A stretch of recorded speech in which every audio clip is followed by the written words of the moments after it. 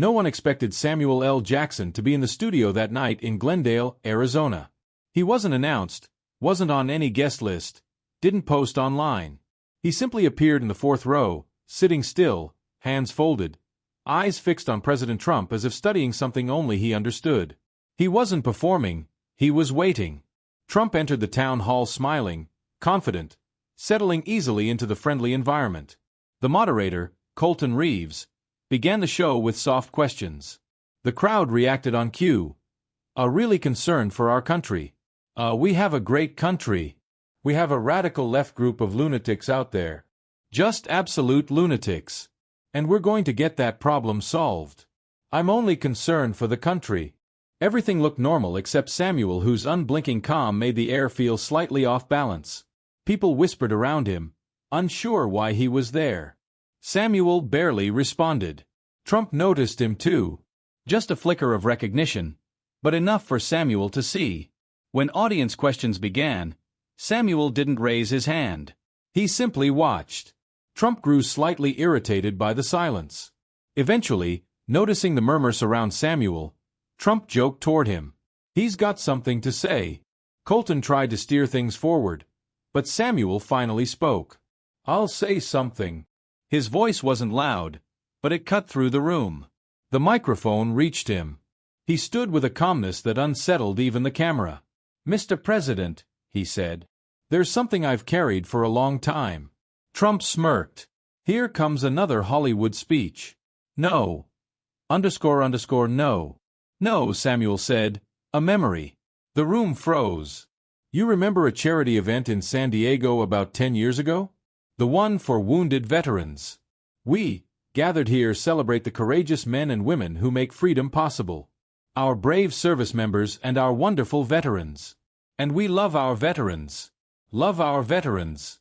Trump dismissed it immediately. I go to a lot of events. You remember this one, Samuel continued. Because after the ceremony, you said the veterans were too broken to be the face of the foundation. You said stronger-looking people would be better on camera. You said it in front of two men who'd lost limbs. Gasp. Say it. Trump denied it instantly. Completely made up. But Samuel didn't waver. Two organizers reached out to me recently. They remember exactly what you said and they're ready to speak publicly. Trump demanded names. Samuel refused to drag private individuals into live TV, but added, "You'll hear them tomorrow." The crowd shifted, sensing a deeper truth. Trump accused Samuel of performing, chasing headlines. Samuel's response was simple. If I wanted headlines, I would have said this years ago.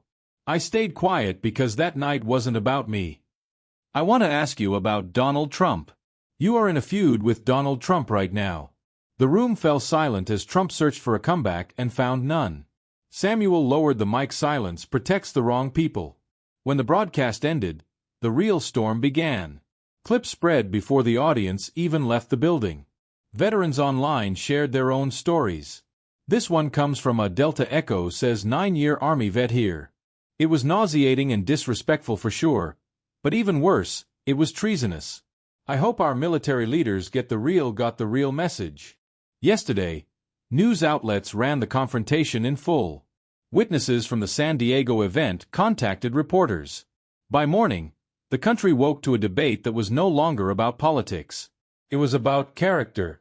Trump released frantic statements calling the story fabricated, but the tone only amplified the moment. Samuel said nothing. His silence made his words from the night before feel heavier. Veterans groups spoke out. Morning shows aired interviews with the organizers who confirmed the comments.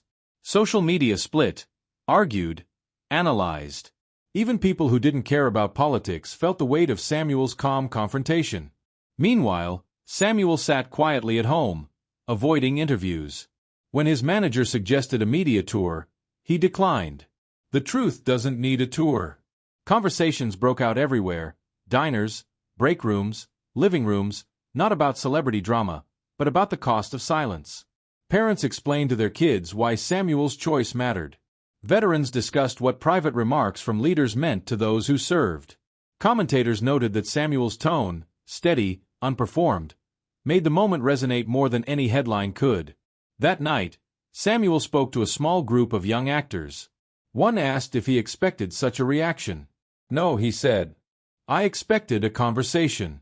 Another asked why he waited so long. "Because every time you stay quiet about something that matters, it gets harder to speak later." Across the country, a father told his daughter on a porch. Sometimes telling the truth is quiet, but quiet takes courage, too. By midnight, Samuel sat alone on his patio. The city hummed in the distance. His phone buzzed again, but he let it go. He hadn't spoken to win. He had spoken because the moment finally required it. The country was left with a question bigger than the confrontation itself. When you know something is wrong, do you speak or stay silent because it's easier?